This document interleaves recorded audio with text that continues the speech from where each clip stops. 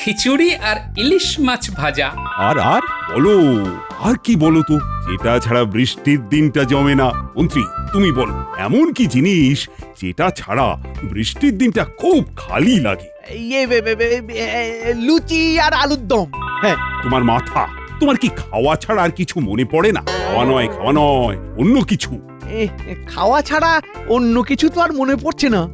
তোমার মনে পড়বেও না, তোমার মধ্যে তো কোনো রসকস নেই, তুমি একটা শুকনো ডাল। গোপাল তুমি বলো দেখি। ভূতের গল্প খুব সোজা। একদম ঠিক বলেছ। ভূতে আমার বিশ্বাস নেই, কিন্তু গল্প শুনতে খুব ভালো লাগে। তাহলে হয়ে যাক একটা ভূতের গল্প। মহারাজের জয় হোক। মুর্শিদাবাদ থেকে নবাবের দূত এসেছে আপনার সাথে দেখা করতে। এই বেশ ছিলাম ভূতের গল্প নিয়ে, এর মধ্যে নবাব বাহাদুর সাক্ষাৎ ভূত হয়ে আমাদের সভার মধ্যে ঢুকে পড়লেন। রসিক, যাও নিয়ে এসো। যথা আজ্ঞা মহারাজ। কি ব্যাপার বলো তো, হঠাৎ করে নবাব বাহাদুর দূত পাঠালো? ভয় পাওয়ার কিছু নেই। কি জানি, এই নবাব বাহাদুর যতবার দূত পাঠিয়েছেন ততবারই কিছু না কিছু ঘটেছে। প্রণাম মহারাজ। কি খবর বলো দূত? মানে নবাব বাহাদুর ভালো আছেন তো? না মহারাজ, নবাব বাহাদুর খুব চিন্তার মধ্যে আছেন। নবাব বাহাদুর কয়েকদিন ধরে খুব সমস্যার মধ্যে আছেন, কি করবেন কিছু বুঝতে পারছেন না। কি এমন হলো দূত? মানে শারীরিক কোনো অসুবিধে? কি লেখা আছে মন্ত্রী, পড়ে শোনাও। খুব চিন্তার কথা উজির, আমি রাত এলেই কিরকম দিশেহারা হয়ে যাচ্ছি। দেখুন নবাব বাহাদুর, গোপাল যদি আসে তাহলে আপনার সমস্যার সমাধান হয়ে যাবে আশা করি।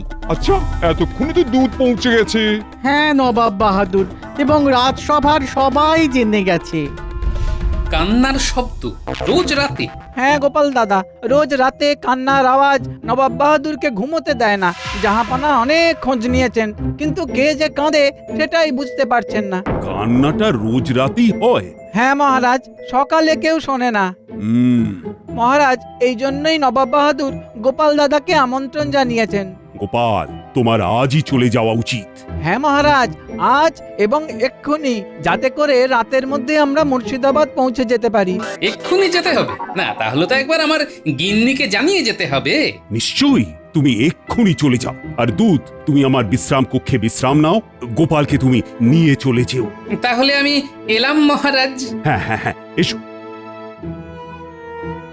দেখো মন্ত্রী, দেখো গোপালের কি রকম জনপ্রিয়তা।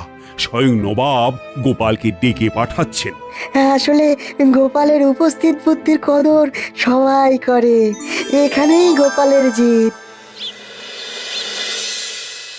আম পাতা জোড়া জোড়া মারবো চাবুক চড়বো ঘোড়া, ওরে বীর বীর সরে দাঁড়া, আসছে আমার পাগলা ঘোড়া। পাগলা ঘোড়া খেপেছে, বন্দুক ছুড়ে মেরেছে। ও মা, বলি তুমি এত সকাল সকাল এই রাজসভায় কি কিছু গোলমাল হয়েছে? হ্যাঁ না গো গিন্নি না, নবাব বাহাদুরের ডাক, আমাকে এক্ষুনি মুর্শিদাবাদ যেতে হবে। কেন গো গোপাল দাদু? সে অনেক কথা, এসে বলবো খন। শুধু একটা কথাই বলতে পারি, রাতে নবাব একটা কান্নার শব্দ শুনতে পান। সেই কান্নাটা কার সেটাই নবাব বাহাদুর বার করতে পারেননি। তাই তুমি সেই কান্নাটা কার সেটা বার করতে যাবে? হ্যাঁ, একদম ঠিক ধরেছো। গো, কে না কে কাঁদছে, ভূত পেতনি হতে পারে গো, কি অপদেবতা হতে পারে। তুমি তুমি তুমি যেও না, এই যেও না, না না না। ওরে বাবা, নবাব বাহাদুরের আদেশ অমান্য করা যায় নাকি? যদি ভূত হয় দাদু? বুদ্ধি দিয়ে মোকাবিলা করব, তোরা একদম চিন্তা করিস না। কি গো গিন্নি, মুখ গোমড়া করে থেকো না। শোনো না, আমার জিনিসপত্রগুলো একটু গুছিয়ে দাও। আরে আমার বানর সেনার দল, দিদিমার সাথে হাত লাগা, আমি চট করে পুকুর থেকে স্নানটা করে আসি।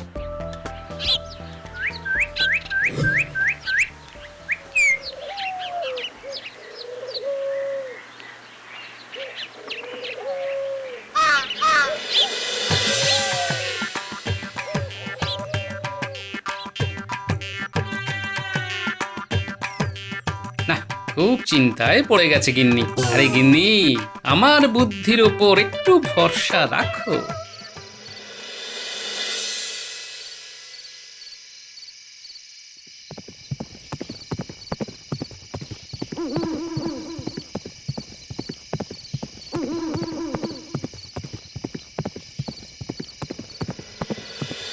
কি অবস্থা মন্ত্রী মশাই, সারা রাজ্যে গোপালের থেকে কেউ বুদ্ধিমান নেই, এটা শুনতে হলো। আমার তো খুব খারাপ লেগেছে। আমারও খুব খারাপ লেগেছে। কি মন্ত্রী মশাই, আপনি চুপ কেন? আপনি মন্ত্রী আর আপনার একটা সম্মান নেই। গোপাল আপনার সম্মানে ভাগ বসিয়ে দিল। হা করে কি হবে মন্ত্রী মশাই, একটা কিছু সিদ্ধান্তে আসুন।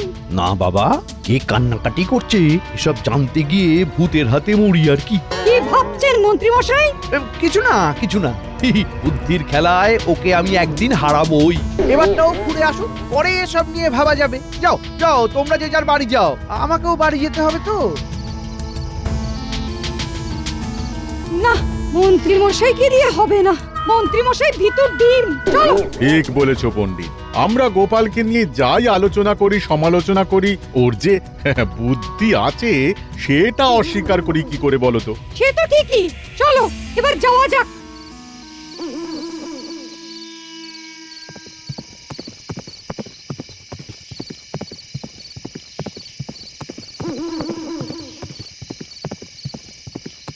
আর কত দূর দুধ? এসে গেছে গোপাল দাদা, আর কিছুক্ষণ। তোমার কি কষ্ট হচ্ছে? না না, কোনো কষ্ট নেই, চলো। আর কিছুক্ষণের মধ্যেই পৌঁছে যাব।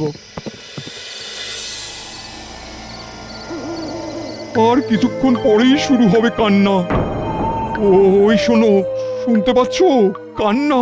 উফ, আমি আর পাচ্ছি না, তন্ন তন্ন করে খুঁজেও কিছুতেই দেখতে পাচ্ছি না।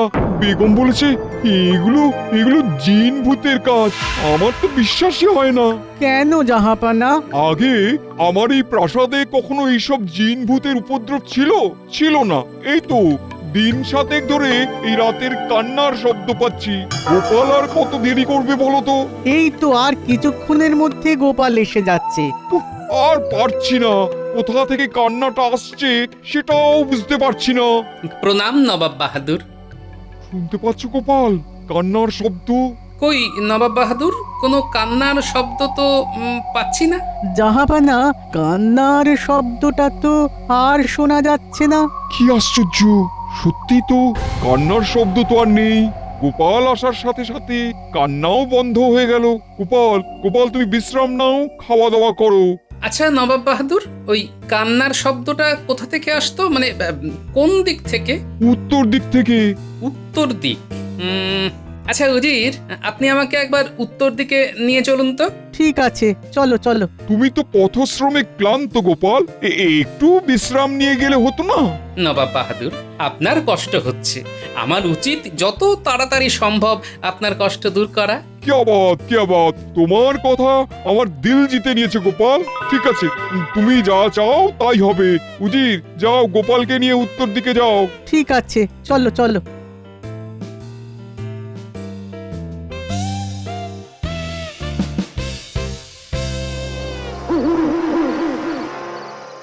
এই উত্তর দিকের মহল থেকে কান্নার শব্দটা আসে গোপাল। আচ্ছা, কান্নাটা ঠিক কখন থেকে শুরু হয়? রাত হলেই, রাত যত গভীর হয় কান্না ততই বাড়তে থাকে। আচ্ছা, আপনি আমাকে এই উত্তর দিকের কোনো একটা মহলে রাত কাটানোর ব্যবস্থা করে দেবেন, কেমন? তুমি এইখানে রাত কাটাবে? হ্যাঁ উজির। তোমার ভয় করবে না? ভয় করলে কি আর চলবে? তুমি ভূতে বিশ্বাস করো গোপাল? করি তো উজির। তুমি ভূত দেখেছো? বহুবার। তবুও তোমার ভূতের ভয় নেই? না, ভূতকে আমি ভয় করি না, কারণ ভূত তো মানুষের ক্ষতি করে না, ক্ষতি করে মানুষ। তুমি দেখছি ভূতেদের প্রতি খুবই সহানুভূতিশীল। ভালো ভালো। প্রহরী, এসো এসো এসো। হ্যাঁ, এই ঘরটায় গোপালের থাকার ব্যবস্থা করে দাও। ঠিক আছে উজির মশাই, একটু আগে আবার কান্নার শব্দটা পেয়েছিলাম। শব্দটা ঠিক কোথা থেকে আসছিল, মানে যেখান থেকে আসছিল সেখানে আমাকে নিয়ে যেতে পারবে? ক্ষমা করবেন, আমি ওখানে আর যাব না। এ নিশ্চয়ই কোনো জিনের কাজ। আমি একটা ছায়া মূর্তিকে এইখান থেকে যেতে দেখেছি। কি বলছো তুমি? এই কথা তুমি আগে বলনি কেন? আমি খুব ভয় পেয়ে গিয়েছিলাম, ভাবছিলাম আমার কথা কেউ বিশ্বাস করবে কিনা। আর কি দেখেছো? এই বারান্দা দিয়ে দৌড়ে যেতে দেখেছি। কোন দিকে যেতে দেখেছো? এই দিকে। তুমি পিছু নিলে না কেন? মানে জিনের পিছু নেওয়া কি যায়? জিন যে আমার রক্ত চুষে নেবে। ওরে বাবা! এই দেখো, তুমি খুব ভয় পেয়ে গেছো দেখছি। ঠিক আছে ঠিক আছে, এবার কান্নার শব্দ শুনতে পেলে আমি একাই যাব। প্রহরী, তুমি ঘরটাকে পরিষ্কার করে রাখো। গোপাল খুবই ক্লান্ত, খেয়ে এসে গোপাল এখানে বিশ্রাম নেবে। জো হুকুম উজির মশাই। চলো নজির, এবার পেটে তো কিছু দিতে হবে। আর প্রহরী আমার ঘরে একটা আলো রেখে যাবে। হ্যাঁ ঠিক আছে গোপাল দাদা। চলো গোপাল, চলো। বুটি, তোর গোপাল দাদু এখন কি করছে বলতো? তুমি কিচ্ছু চিন্তা করো না দিদা, গোপাল দাদু ঠিক বার করে নেবে কে কার ছিল। আচ্ছা দিদা, এটা আমার মনে হয় ভূতের কান্না। এগুলোকে নিশি ডাকা বলে। আমি একবার আমার মায়ের কাছে গল্প শুনেছিলাম। দেখ গুলটে, তুই আর দিদাকে ভয় দেখাসনি, এমনিতেই আমরা গোপাল দাদুর জন্য চিন্তা করছি। চাপ বাবা, আমি আমার ভয় দেখালাম কখন? আমি শুনেছিলাম তাই বললাম। আরে সবাই তো ঘুমিয়ে কাঁদা রে, তোদের চোখে ঘুম নেই কেন? দাদুর জন্য খুব চিন্তা হচ্ছে। দিদা, আমার পিঠে একটু ছুরছুরি দাও না গো। ছুরি দিতে হবে? ও আচ্ছা, দিচ্ছি। তুই চোখ বন্ধ করবি বলে দিলাম। ঠিক আছে, তুমি দাও। দিদা, তুমি গুলটেকে সুরসুরি দাও আর আমি তোমার গায়ে হাত বুলিয়ে দিই। ঠিক আছে, দে তাই দে। তোর গোপাল দাদুর জন্য খুব চিন্তা হয় রে, কি করছে কে জানে।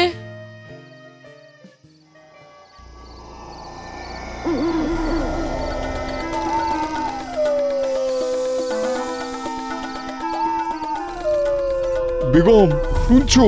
ওই শুরু হলো আবার কান্না। দরবেশ, ফকিরকে খবর পাঠাও, আমাদের এই প্রাসাদে জিন ঢুকেছে। কারণ ছাড়া জিন ঢুকবে? আমার বিশ্বাসই হয় না। দেখি গোপাল কি করে। গোপাল ঠিক বার করে দেবে। আপনি কেন বুঝতে চাইছেন না জাহাপনা? এই জিনের কাজ এ আপনার গোপালের দ্বারা হবে না। তুমি গোপালের বুদ্ধি জানো না বেগম? গোপাল ভূত তাড়াবে? গোপালকে ওঝা দেখবেন, গোপাল কাল সকালেই আপনাকে এসে বলবে, নবাব বাহাদুর এই ভূত ধরা আমার কম্য নয়। তখন বুঝবেন জাহাপনা। গোপাল এখন কি করছে? কি আর করবে, ভয়ে কাঁপতে কাঁপতে আপনার কাছে এসে বলবে, নবাব বাহাদুর আমি ঘরে যাব, আমার খুব ভয় করছে। দেখা যাক।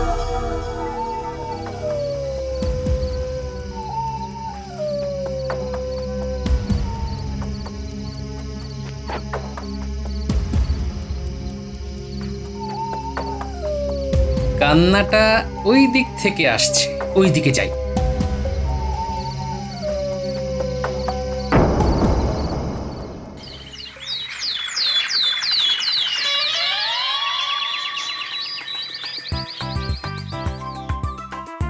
কি গো, কি চিন্তা করছো? চিন্তা করছি না, ভাবছি কি ভাবছো? খুব কি মন্দ হতো। কি মন্দ হতো? কি যে চাই বলছো, কিচ্ছু বুঝতে পারছি না। যেটা তুমি ভাবছো সেটা পরিষ্কার করে বলো। আজ সকালটা ভীষণ ভালো লাগছে। যদি ঘটনাটা সত্যি ঘটে তাহলে তোমাকে সোনায় মুড়ে দেব। বাবা, সোনায় মুড়ে দেবে? তাহলে দেখবো স্বপ্ন। আমার কত দিনের স্বপ্ন, আমার মাথার চুল থেকে পায়ের নখ পর্যন্ত সোনা আর সোনা। কিন্তু যেটা ভাবছি সেটা হবে তো? সেটা না হলে তো কিছুই হবে না। আচ্ছা, তোমার মনের মধ্যে আমি কিভাবে ঢুকে জানবো বলো তো? তুমি যদি খুলে না বলো। হ্যাঁ বলছি। কাল গোপাল গেছে মুর্শিদাবাদ। বেশ, জিনিস। তারপর নবাব বাহাদুরের প্রাসাদে কে যেন কেঁদে চলেছে, বুঝলে? নবাব বাহাদুর মুর্শিদাবাদ থেকে লোক পাঠিয়ে গোপালকে নিয়ে গেছেন। বলো কি, মুর্শিদাবাদ থেকে লোক এসে গোপালকে নিয়ে গেছে? তার মানে তোমার কোনো যোগ্যতাই নেই। নবাব বাহাদুর তোমাকে নিতে লোক পাঠালো না, তুমি নাকি মন্ত্রী। যাও যাও, দূর হও। আমি আজই আমার বাবার কাছে চলে যাব। তোমার কাছে থাকবো না, থাকবো না, থাকবো না। এই গিন্নি, আরে লক্ষ্মীটি, এইরকম ভাবে চলে যেও না গিন্নি। হায় রে, আরে কি ভাবলাম আর কি হয়ে গেল। কি জানি গোপাল কাল রাতটা মুর্শিদাবাদে কিরকম কাটালো, কার কান্না সেটা কি ধরতে পারলো? নিশ্চয়ই ধরতে পেরেছে। একটা রাত গোপালের কাছে যথেষ্ট। কি মন্ত্রী, তুমি মুখটা ওই রকম বাংলার পাঁচের মতন করে রেখেছো কেন? কাজ মিটিয়ে গোপাল জিতে বাড়ি ফিরবে। আরে আনন্দ করো, আনন্দ। আর আনন্দ? গোপালের জন্য আমার দাম্পত্য জীবন ভেঙে যাচ্ছে মহারাজ। আমার বউ রাগ করে সকালবেলা বাপের বাড়ি চলে গেছে। সে কি, কেন? নবাব বাহাদুর গোপালকে মুর্শিদাবাদ থেকে লোক পাঠিয়ে নিয়ে গেলেন। গোপালের কত নাম ডাক, আমার গোপালের মতো নাম ডাক হলো না কেন? আমাকে নবাব বাহাদুর নিয়ে গেলেন না কেন? তাই রাগ করে বউ বাপের বাড়ি চলে গেল।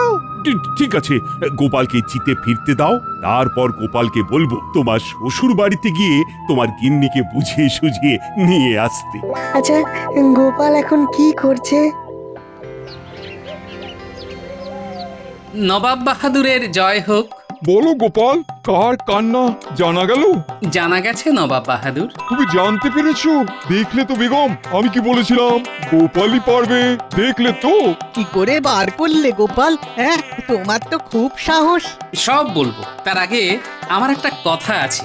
নবাব বাহাদুর, আপনাকে একটা কথা জিজ্ঞেস করব? বলো গোপাল, বলো। আজ তুমি যা জিজ্ঞেস করবে, যা চাইবে, সব পাবে। আচ্ছা, আগে আমার গল্পটা শুনে নিন, তারপর প্রশ্ন হবে। ঠিক আছে, বলো গোপাল।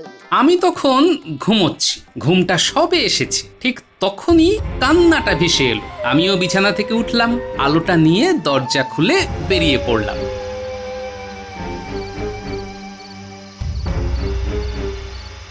কে? কিন্তু কান্নাটা তো ওইখান থেকে এলো না। কান্নাটা ঠিক উল্টো দিক থেকে আসছে। এ যদি না কাঁদে তবে কাঁদছে কে? আর এই ছায়া মূর্তিটাই বা কার? না না, আমাকে জানতেই হবে এ কে। একে তো মহিলা বলে মনে হচ্ছে। ধরতেই হবে, ধরতেই হবে। ঠিক আছে, আমি এর উল্টো দিক দিয়ে নাও। ওকে আমার ধরতেই হবে। কে তুমি? আমি বেগমের দাসী। তুমি তো বেগমের দাসী। তা রাতে এভাবে কোথায় যাচ্ছ? আর কাঁদছে কে? পাচ্ছে তো একটা মা কুকুর, খিদেতে খুব কষ্ট পাচ্ছে তো। আমি প্রতি রাতে ওকে লুকিয়ে খাবার দিয়ে আসি। কেন লুকিয়ে কেন? জাহাপানা প্রাসাদের ভেতরে ওই কুকুর ঢোকা পছন্দ করেন না। আর কুকুরটা কিভাবে যেন ওই প্রাসাদে ঢুকে পড়েছিল। বুঝতে পেরেছি, তুমি ওর কষ্ট দেখে কষ্ট পাচ্ছ, তাই তো? কুকুরটা খুব অসহায়, ওর একটা পায়ে ব্যথা, আর ওকে কেউ খেতেও দেয় না। ওর পেটে না খুব খিদে। আচ্ছা, ও সকালবেলা কাঁদে না কেন? সকালবেলা আমি একটা ওকে অন্য জায়গায় রেখে আসি। এখানে থাকলে কারোর চোখে পড়ে যাবে, আর জাহাপনার কাছে খবর গেলে তো আমার শাস্তি হবে। তাই গোপাল দাদা, দয়া করে জাহাপনাকে বলবেন না। কদিন পরে আমি ওকে অন্য কোথাও রেখে দেব। তুমি চিন্তা করো না মা, আমি নবাব বাহাদুরকে সব বুঝিয়ে বলবো। ধন্যবাদ। নবাব বাহাদুর, কার কান্না সেটা তদন্ত করতে গিয়ে একটা এমন করুণ গল্প সামনে এলো যে সেটা থেকে মুখ ফিরে রাখতেই পারছি না। নবাব বাহাদুর, আমি বেগম সাহেবার দাসীকে কথা দিয়েছি যে আপনি ওর এই অপরাধ ক্ষমা করে দেবেন। দাসী, এসো। প্রণাম জাহাপনা। তুমি তোমার কুকুরকে আমার প্রাসাদের মধ্যে একটা ভালো জায়গায় রাখবে। দেখবে যেন তোমার কুকুরের কোনো কষ্ট না হয়, ও যেন খুব তাড়াতাড়ি সুস্থ হয়ে ওঠে। ধন্যবাদ জাহাপনা। क्या बात, क्या बात। গোপাল তুমি সত্যি অসাধ্য সাধন করতে পারো। আমি তোমাকে বিশ্বাস করতে পারিনি, কিন্তু তুমি আমার বিশ্বাস জিতে নিলে। কি বলেছিলাম বেগম, গোপালের কোনো বিকল্প নেই। আমি কি আজ কৃষ্ণনগর ফিরতে পারি নবাব বাহাদুর? তোমাকে আটকে রাখবো এমন শক্তি কি আমার আছে?